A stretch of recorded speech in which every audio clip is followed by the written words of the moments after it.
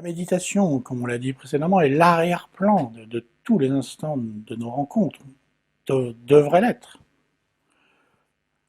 Et bien sûr aussi des moments plus formels qui lui sont consacrés, quoi. Et dans ces moments formels, comme on le répète souvent, on accueille sans effort tous les objets qui apparaissent ainsi en nous, les perceptions, les sensations, les pensées, sans que ne s'exerce aucune focalisation sur aucun d'entre eux, sans but particulier, car si un but particulier existe, il est perçu comme une pensée, comme une tension. Et donc c'est ainsi que se révèle à nous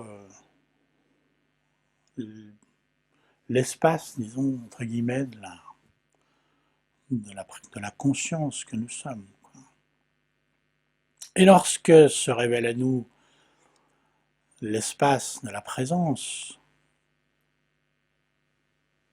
il devient en quelque sorte l'arrière-plan aussi de la manifestation, c'est-à-dire du va-et-vient des objets qui se déploient ainsi en lui, quoi.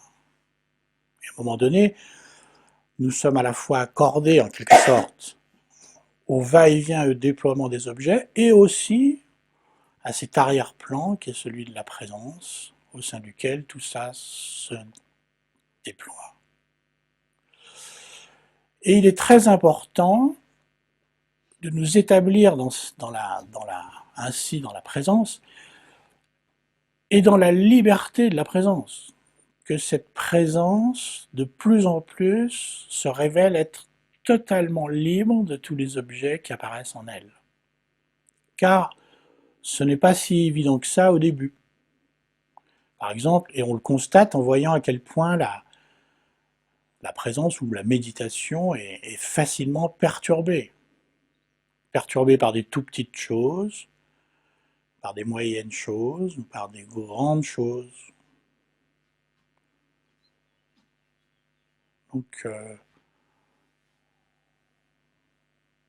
Donc c'est très important d'accéder ainsi au fait que la réalité de ce que nous sommes, de la conscience, que ce soit un fait d'expérience, que cette réalité est libre des problèmes. ¿Qué te importa que te ame si tú no me quieres ya? El amor que ya ha pasado no se puede recordar. Fui la ilusión de tu vida, un día lejano ya.